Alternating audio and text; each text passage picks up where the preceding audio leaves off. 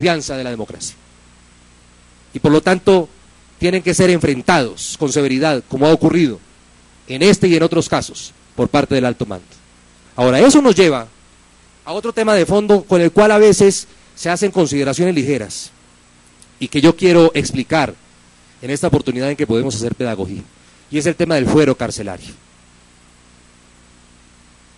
Aquí ya dijimos, fuero judicial no hay para quienes están sindicados de violaciones de derechos humanos o quienes están sindicados de violaciones al derecho internacional humanitario.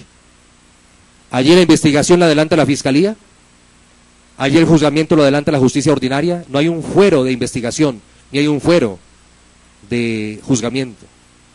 Ahí lo único que queremos es que la Fiscalía y los jueces que cumplen con esta empinada, delicada, importantísima misión estén perfectamente capacitados en las circunstancias propias de la actividad militar y policial, porque son circunstancias especiales, especializadas, particulares, que no son de conocimiento de aquellos que son expertos en generalidades. Pero más allá de eso, ese fuero no existe. La responsabilidad es de la justicia ordinaria. Hay una acusación de oro allí, hay una defensa de barro, que ustedes nos van a ayudar a remediar durante este periodo, aprobando el proyecto de ley de defensa técnica para los miembros de la fuerza pública. Ustedes nos van a ayudar a saldar esa deuda y a que haya una acusación de oro, de la que hoy tenemos garantías, pero que haya una defensa de oro también. Y en medio de esa controversia probatoria sobre los hechos, sobre lo investigado, entre una acusación de oro y una defensa de oro, que un juez imparcial tome una decisión. Ahí no hay fuero, pero en materia carcelaria sí hay fuero. Y no es una decisión de un comandante militar que se aferre a un espíritu de cuerpo. Es una decisión de la Corte Constitucional, como está consignado en los antecedentes que obran dentro del expediente, dentro de la respuesta, señor presidente, al cuestionario del debate de hoy. La Corte Constitucional ha dicho claramente que por las circunstancias propias de la actividad militar y policial, su reclusión, tanto en tratándose de sindicados como en tratándose de condenados, por cualquier delito, debe darse en pabellones especiales, en centros de reclusión especiales. Y eso en obediencia también a decisiones del legislativo, que ha dicho que si no existen esos centros, entonces deben ser recluidos en sus propias guarniciones militares. Para cumplir con la elemental protección del derecho superior de la vida y la integridad personal, que está seriamente arriesgado en estos servidores cuando están confinados, mezclados en un centro de reclusión con quienes han sido el objeto rutinario de su actividad, los delincuentes, narcotraficantes o terroristas o paramilitares, cualquier clase de delincuente que un militar o que un policial ha perseguido. De modo que ese fuero carcelario existe. Y el gobierno nacional hace un par de meses, aquí lo decía el ministro del Interior, salimos los dos ministros, con el comandante general, con el comandante del Ejército, a decir que esa no era una posición solamente del ministro de Defensa, o del Ministerio de Defensa, o de la Fuerza Pública, sino que era una posición del gobierno nacional. La defensa de ese fuero tiene que ser una señal muy clara para quienes están cumpliendo con su tarea en campos y ciudades de Colombia, y una garantía de que en la circunstancia extrema y dolorosa en la que tengan que rendir cuentas por su conducta, no van a ser castigados de hecho, mandándolos con garantías formales a una cárcel común, para que allí de hecho sus enemigos de la víspera puedan darse el lujo de humillarlos, o de agredirlos, o de asesinarlos, como ocurriría si no tuvieran esa clase de fuero carcelario. Pero el fuero carcelario se inspira en razones de seguridad, no de privilegios, y no puede ser una patente de corso para alcahuetería. Y que no obre dentro de esos estándares está deshonrando la Constitución, la ley y las órdenes de sus superiores, y no merece pertenecer a la institución militar. Los directores de esos centros de reclusión militar tienen que obrar dentro de estos estándares. Y aquí ya lo ha dicho el ministro del Interior, es un tema difícil, pero vamos a confiar en que las decisiones que se han tomado durante los últimos meses van a ser decisiones sostenidas y sostenibles, y en que aquí se toman determinaciones ejemplarizantes que disuaden a cualquiera de pensar que estamos jugando.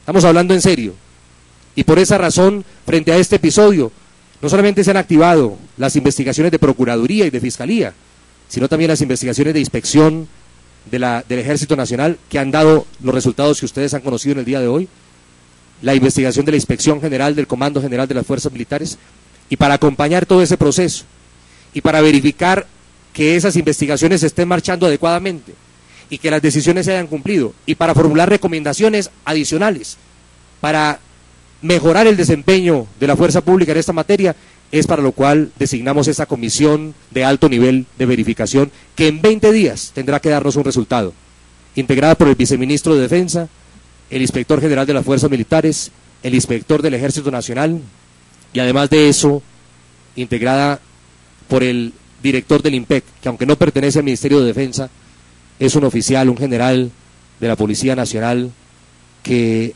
ha mostrado mano dura para enfrentar estas circunstancias. Yo quiero decirles que esa comisión tiene todo el empoderamiento del Ministerio para adelantar su tarea.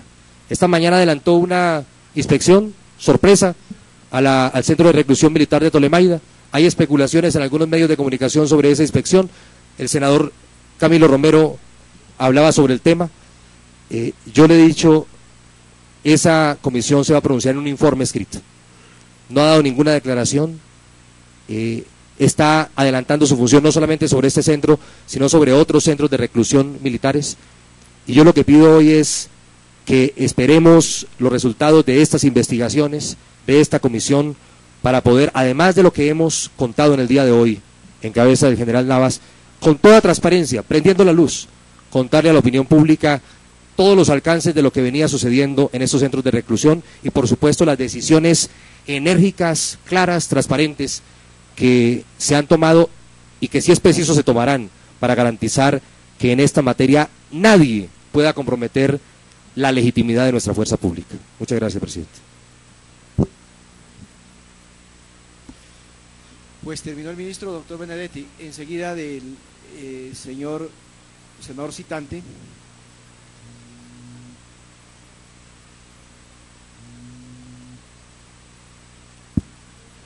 Gracias, señor presidente. Yo doy una interpelación como citante al senador Armando Benedetti con su venia, señor presidente, y voy a hacer unas preguntas. Permítame aclarar algo, señor presidente. Lo que voy a hacer es lo que hicimos con el ministro del Interior y Justicia antes de cerrar el debate. Hay unas preguntas por responderse de acuerdo a las intervenciones que han hecho el ministro de Defensa y el comandante Navas, el comandante del Ejército. Benedetti. Dos cosas puntuales. La primera, pues, en ese contexto, felicitar al señor ministro y al general Navas por reconocer que dentro de las Fuerzas Armadas, como en el Congreso, como en la Iglesia, como en cualquier parte, existen unas cosas que hay que corregir y que si no lo corregimos constructivamente como Estado, otras personas terminan tomándose ese espacio. Dos, quedo un poco con la duda de qué va a pasar con esas correcciones que ustedes ya hicieron.